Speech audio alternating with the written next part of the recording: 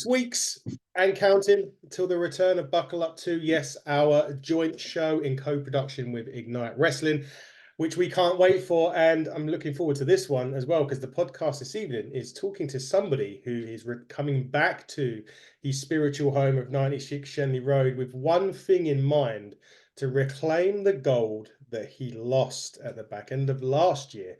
That, my man, although he has gold there, which spins, we'll get into that in a minute, but that man right there is that damn dirty dog, Gene Munny. How are you? What's shaking, Adam? I'm good. I'm good. Enjoying this beautiful sunshine. Makes a change, right? England, Sure sun. does. Doesn't always go amiss. Let's just get with this belt that you've got over your shoulder right now. So for those of you who don't know, you was at Progress Wrestling last weekend. We were there for day one of the two shows. You was unsuccessful in Super Strong Style. You went out against Kid Like Us 2, valiant effort. Yep. You got on the mic and you were like, I'm not sure if I'm, I can't remember the word. You said valuable or prestige. You lost your prestige or something. Was that right? I said I don't feel prestigious anymore. For the last 2 years, I've been describing the Gene Munny Championship of Gene Munny as the most prestigious championship in British wrestling today. And I think my time of Progress has really made me think, oh, maybe I'm not as prestigious as I thought I was. Maybe I didn't deserve the belt. And so, we did some things. We changed our ways. We made some naughty moves. We proved that we were the damn dirty dog on day two. And we debuted this little spicy number. And I felt prestigious again. Excellent. And you did win the Battle Royal on day two, right? Rufus I did. I eliminated TK Cooper. All the best. Goodbye. See you later. He was out of there. Brilliant stuff. And then that shiny piece of silver, gold, sorry, right there is what you debuted on Progress. And I was looking forward to it. Are you bringing that in to Buckle Up?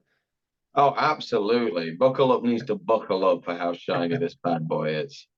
Good. I'm looking forward to seeing that. Let's just briefly go back to, let's just talk about your year so far before we hit Ignite at 2024. As you mentioned, Progress hasn't gone the way that you would like it to, but you've now sort of seen the sort of pass back now, and now you're on to the future of the big win at the weekend. But how's 2024 been for the damn dirty dog? Oh, it's been highs and lows, baby. Highs and lows.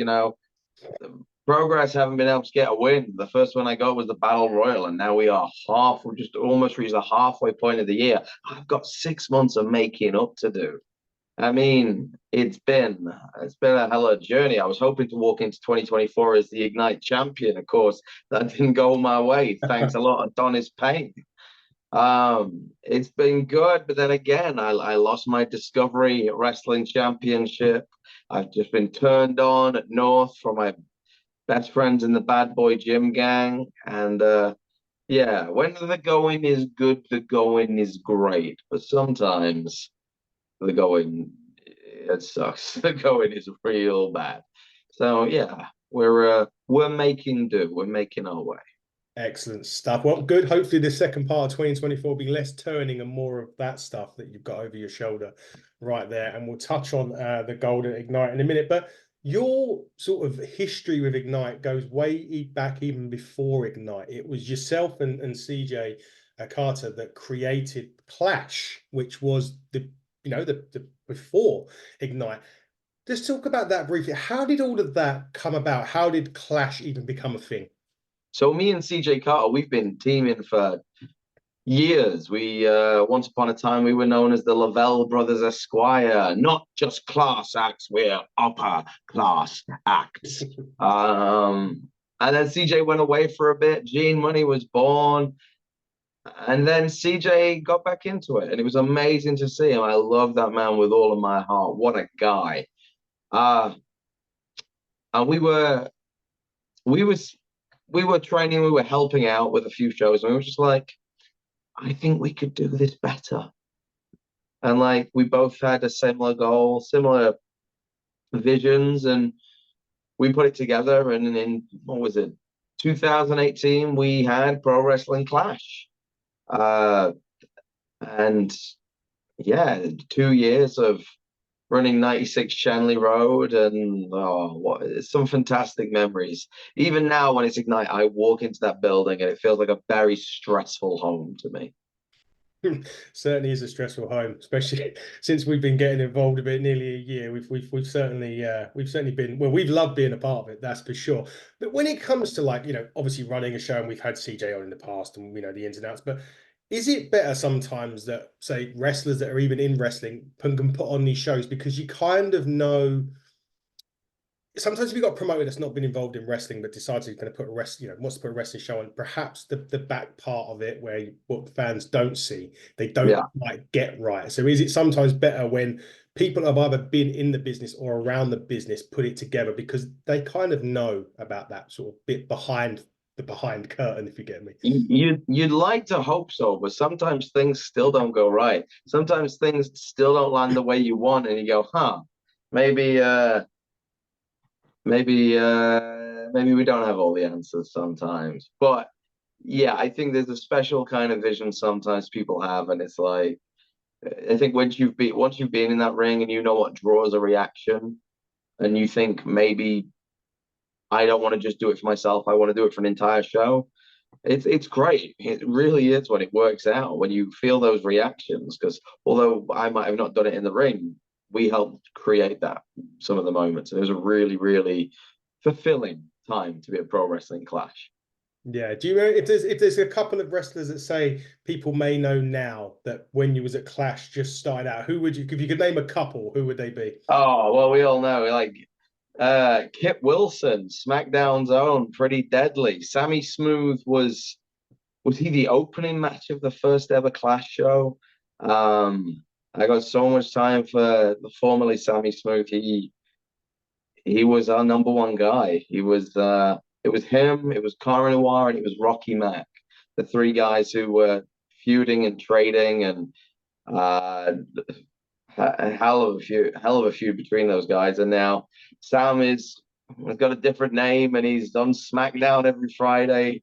I saw his action figure recently, just incredible. But we've seen the likes of, Nina Samuels.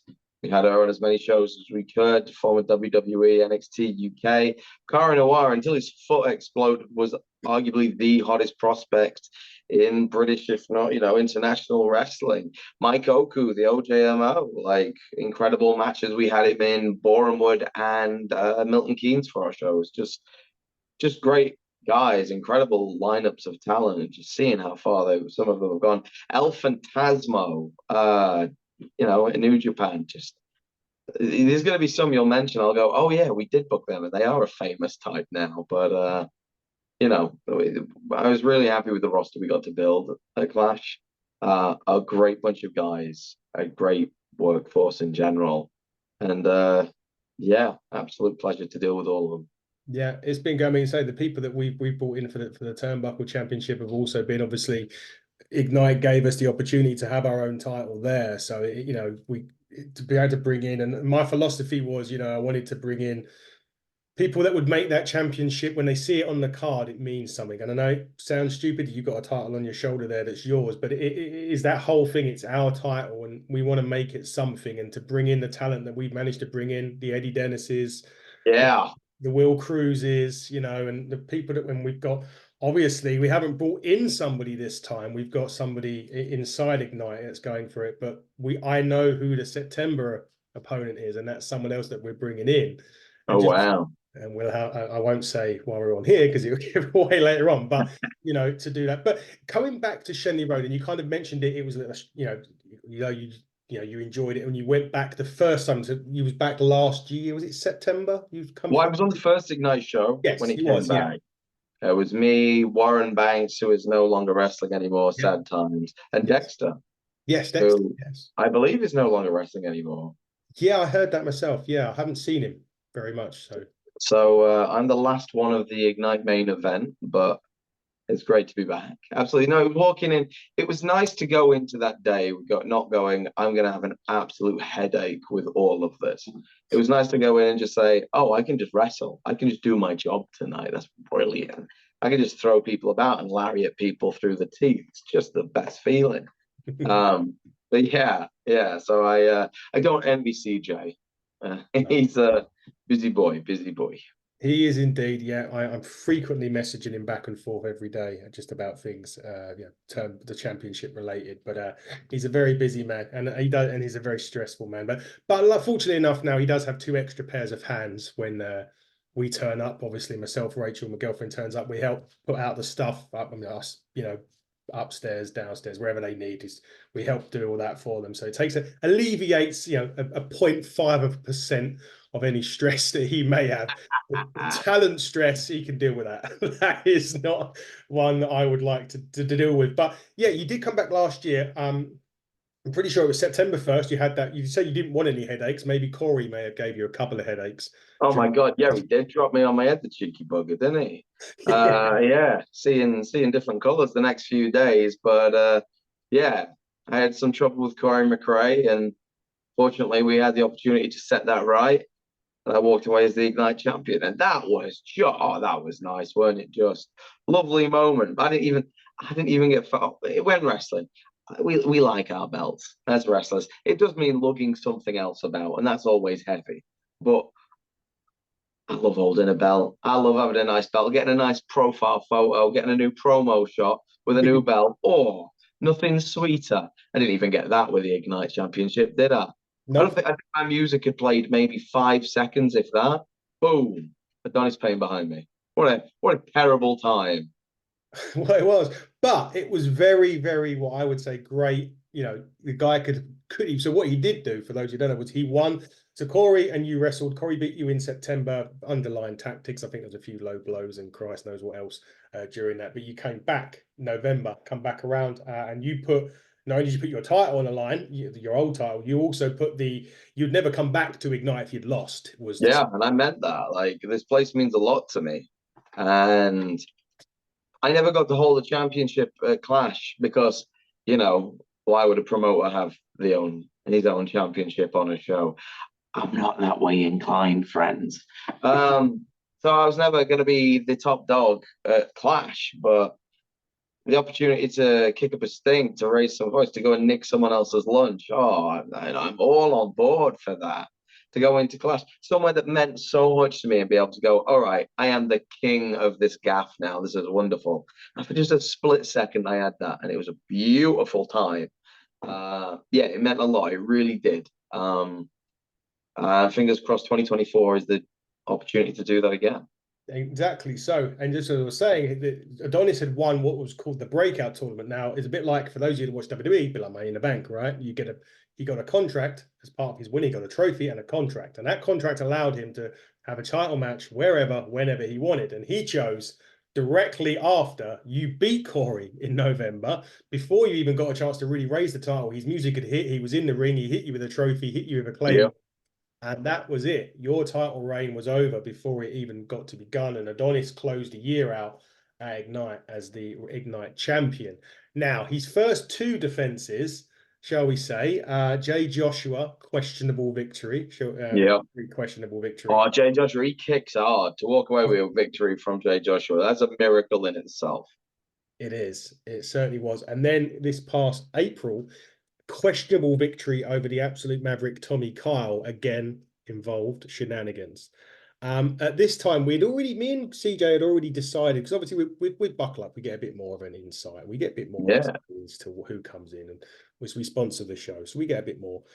And I said to CJ at the start of this show in April that if any shenanigans go on, we'll put him in a match that basically he can try and cheat, and it wouldn't, say it wouldn't matter. It would, but it wouldn't be a DQ, and B, we wanted to make it where there was other people involved, so that he might be able to cheat on one, but he's certainly not going to cheat on a couple of others. And we threw a load of names out there. And after the match with Tommy Kyle, we said, well, Tommy's got to be involved because he's been cheated out of the title. Absolutely. Yeah, and then CJ said, well, in that case, Gene Money needs to rematch for the championship, which we both agreed on because it was. Thank you, CJ. Exactly. It wasn't necessarily. It was questionable to a degree because he did use the trophy on you before the match, so we have to do that. And then I said, well, I wanted to bring Man into it as well, and I could only think of one man, and he just hosted Super Sandwich Style. Yes, he did. That The lyrical dragon himself, your nan's like Doris. Yeah, yeah, lyrical dragon. He calls himself the lyrical dragon, but he only sings the lyrics to one song. Like, that's not a lyrical dragon to me, Darius. Come on. But yes, we wanted to add man like Darius into the mix for me anyway. I think he's going to be great. I think that four-way match is well, he's going to main event the show, so no pressure there. Do need to run down the other three matches. There's two, as I say, two to be announced, but three other matches on the show. I mentioned the Hitting the Turnbuckle Championship. So Smashing Mike has been that champion since its inception in September of last year, but he's going one-on-one with a guy that's been a pain in my ass ever since we put this belt. We showed Buckle Up one last year. We announced the championship, and ever since we've announced the championship, Mark True has been literally on my case about. He didn't even want to be in a match. He just wanted the championship, and we was never going to do that. That's not how we want our championships to be won. But, however, he did win the number one contenders match for our championship, pinning, I think it was Aluna. It was him, Aluna, and Corey in a match, and he did get the victory. So he will take on Smashing Mike. Smashing Mike's in for an absolute war there. Like Mark True, he's a maniac. You seen them headbutts he does? Like, boy Yes. has got no regard for his own well-being. Like, I know Mike's like proper unstoppable unit, unlimited charisma, unlimited stamina, but Mark True's a nut job. I don't know if Mike's got this one. Well, Mike actually did lose the turnbuckle title in the last match in Oh April. my God, I But feel like I'm not watching the product now. yes, You well, throw me under the bus, Adam. What's I'm happened? keeping you up to speed, Gene, so you Tell can. me what's happened. So he took on James Ellis in April. Yeah. James Ellis brought a manager, his manager, Brewski Blanche, to ringside with him. Shenanigans afoot in that one, shall we say, to a match where his manager, Brewski Blanche, got ejected from the ringside area. He came back, he hit Mike with the title. Ellis got the cover, and myself and CJ had to get involved to restart the match because we weren't going to have the match end that way. We did, Fair. and Mike won the match. But Mike has also beaten Will Cruz and Eddie Dennis in other matches prior to this. Big names, very big men. Exactly that. So Mike's had it all, but now he's got Mark True. And yeah, I think my world will come to an end if Mark True is successful in July. But we'll see. We'll see. Hopefully not, but we'll find out. And then Corey, who is we've already mentioned, it's on a bit of a losing run. Ignite. He's lost the last two number one contenders matches that he's been in, and he said, Yeah, I tell you, like as soon as you lose a championship, it is difficult to stay on top. That position, that right there. Like if you lose, all you can do is try and do something you used to do. And if you can't, it immediately makes you look like you've lost a step. And if you look like you've lost a step, you start to feel like you've lost a step. So yeah. Corey right now, he's in a position where I'm sure it's hitting him mentally. I'm sure he's going into this match with questions more than the answers of I'm gonna beat this guy up. Like he needs this right now. He needs a win. He does, and if he doesn't win, he's walking away from Ignite. Um, God damn. and so we met up afterwards, and he said to us after, he said, like, look, don't give me an easy ride. You give me the best that you can get me for this show. So we spoke to CJ, and we have got the best. We've got the winner of Super. No. I'm already in a match. You're I'm already in the already in main the main event. event, Adam. Yeah, it's very true, very true. So we got one of the best. Let's go and say, that's the winner of Super Strong Style 16, Luke Jacobs. Hell on. I would recommend it, and I don't want to promote in other shows on a podcast about another show, but I would recommend everybody get a subscription to Demand Progress Plus and watch the main event between Luke Jacobs and Ricky Knight Jr. I was stood on the balcony spinning my belt throughout that match.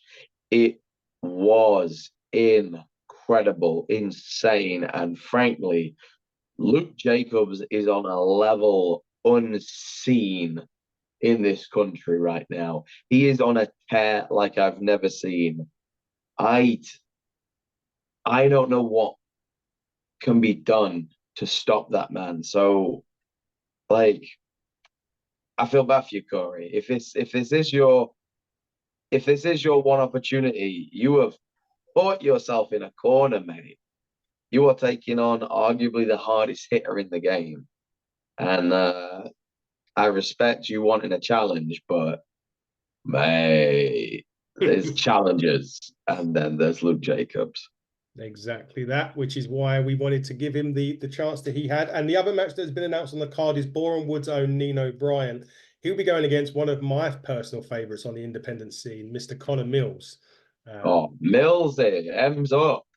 Yeah, M's up for Mills. Like, yeah, that match is going to be sick. That match is going to absolutely, slap. Like, Bryan is a fantastic wrestler, just brilliant.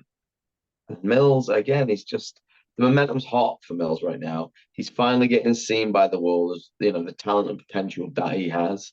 He may look like Slim Shady ripoff with his new haircut, but he's, yeah, everyone else's tears are going cold on Wondering Reich. Like he's absolutely just knocking bells out of people.